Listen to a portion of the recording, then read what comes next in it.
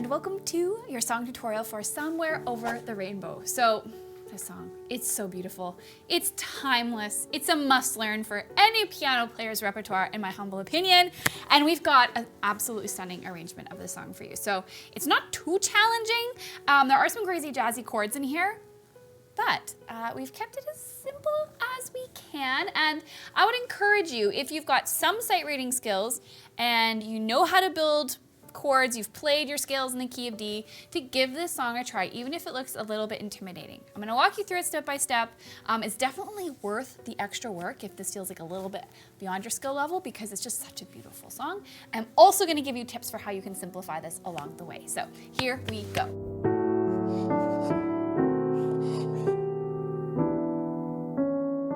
So first things first, we will figure out how to play the melody for the first 4 bars, because that feels like a natural sort of phrase of the song. So our first note will be D, and it's harmonized. So there is an A below it. That's an interval of a fourth. Played together, it sounds like that. And then you're gonna move your hand all the way up here, and I'm gonna suggest you use your 2 finger on A and your 5 finger on D. And you could even practice this movement a little bit. So 1 and 3 on A and D, and 2 and 4 on A and D. Same notes, different spot. Once you're comfortable there, you can move on. So we've got F sharp and C sharp. We know that because we are in the key of D, so we have that F sharp and C sharp in our key signature, so you have to kind of keep an eye on that. Anytime you play an F or a D, it's sharped. So I've got F sharp and D sharp. I'm gonna hold on to this bottom note and I'm gonna play A, B, C sharp. And you don't have to hang on. It's shown as a dotted half note, but if you want to just release it, that's fine. It's up to you. And then we move to F sharp and D. So, one more time. Here we go. Then we move our hand back down. We're going to play B and D with 1 and 2. And then we're going to move F sharp to B here. And I'm going to slide my 2 finger down to F natural. And I'm gonna lift my hand and place it, just everybody kind of goes down, E and A. And this is kind of a fun moment because there's a bit of a walk down. So if you can, hang on to that A, use your thumb on the D, your 2 finger on the C sharp, and your thumb on the C. It's really pretty. So all together, here, 2, 3, 4, 1 and 2. 4 and 1, 2 and 3 and 4 and 1, 2 and 3 and 4 and that's where you'll begin. Now if you want to keep the left hand super simple, you can just play the notes that match the chords above the melody in the treble clef. So if you wanted to just sort of say, okay, well that's a D, so I'll play D here, and then we've got B minor 7, so I'm just going to play a B here, F sharp, okay, here we go. You can absolutely get through the song that way, and it will sound lovely. Here you can walk down as well.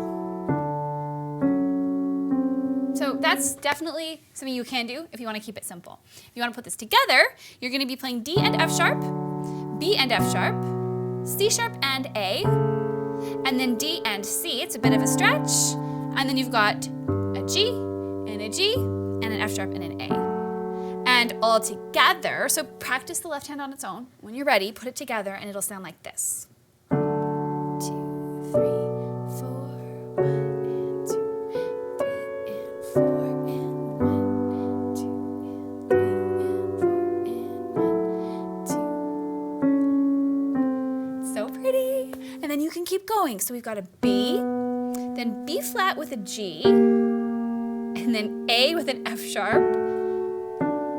This one's really fun, so you're gonna play a C natural with an A and an F sharp. And I like to use, if you can reach this, because then your melody note of the G is right here. Then D and E, C sharp, D, and then G, B and E, F sharp, D, and then D and G. Here's a crazy moment. We've got B flat, C sharp, and E. But it's gonna sound so pretty when we put our hands together. So take some time there. The left hand's gonna go G, F sharp, E, G, then A and F sharp for 2, B and D sharp for 2. This is an E major chord for 2, A for 2, and then D and F sharp for 2, and then E and B, A and G. Together we get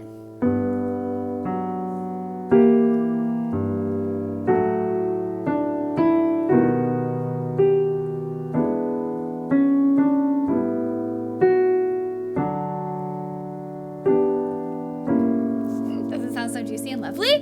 Okay, so that's where we get those jazzy moments that just make the song kind of come alive. So that's the second line. Now you're gonna repeat that, and the second time through, so you go back to measure 1. When you get to measure 5, 6, 7, you'll stop. Don't do the first ending. Go to where it says 2 in measure 9. So, really do come, measure 9, and then you're in the next section, which is great because the melody is really repetitive. We've got A and F sharp, and then G and A, and then F sharp and B twice. There's a crazy moment here. So once you've kind of established that first little bit, you can work on this next part. And it's just kind of moving up in fourths. So D and G, E and A, F sharp and B, G and C sharp, A. So practice that a few times. When you're ready, your left hand's gonna be playing a 5th on D, so D and A, moving all the way up here, so the 5 finger is replacing on the A, and then we've got D and E, and then we have an A major chord, which is nice and easy, and then D, D sharp, and then we're gonna create that same shape with our left hand here on that 5th. This time, I guess it's not technically the same. The right hand played 4ths, the left hand's playing 5ths. So E and B, F sharp and C sharp, G and D, and A and E. So together, you can start quiet, build some drama. 1, 2, 3, 4. Here's that beautiful little walk up. I had to practice that a few times. I played it really well here, but only because I've practiced this. So expect that to be a little bit of a tricky spot, and that's okay. And then it kind of repeats. Where troubles melt like lemon drops. And here's where it changes. So G sharp, B, we repeat that. Sounds like a car siren. E and C sharp,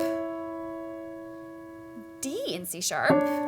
This sounds terrible right now. I promise it'll sound better with those left hand notes in there. G and E, and G and B, and then we're gonna kind of harmonize that with a C sharp and E. So the left hand from measure 15 will be F sharp, B, and D. Then we've got this crazy looking chord. So I always look for the most kind of like, I chunk them out. So when I'm looking at that chord shape, I'm seeing the top half of it. I'm seeing a G and a B. That's really easy to visualize. And the G is sharped. And then below that is an F, but it's natural. So you get that. So you can play 3, 2, 1 maybe, or 4, 2, 1. Sounds, again, awful on its own. And you might want to do this a few times. And then we've got F sharp and A. We've got F natural and A flat. So it's like everything kind of scooches down. Then the 5 lands really nicely on E, B, A. Together.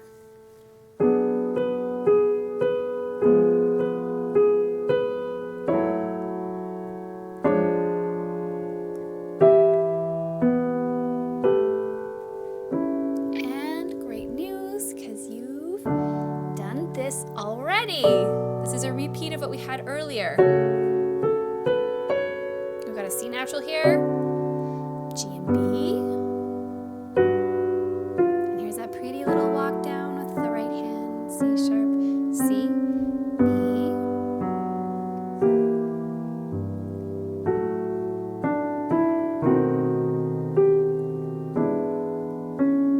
We've got G, B, and E with an A in the bass.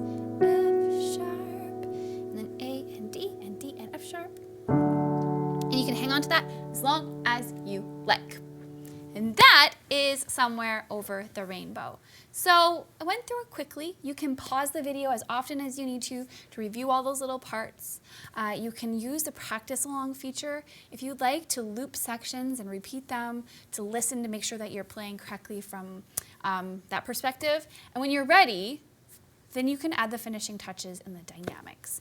And so this song, it's just such a beautiful, like, kind of it has a natural story to it. So think about that a little bit before you begin to play. Think about what the song might mean to you, and then pull that into your performance. So take quiet moments, build, have loud moments. Create a bit of a storyline as you go through it, because that'll make it really impactful when you go to perform it. And again, lots and lots of hands separately, because the song, it's got some challenging chord shapes, but it's definitely worth the work. So I'm gonna play the whole thing for you. I hope you enjoy practicing this. Comment below if you have any questions, and have fun.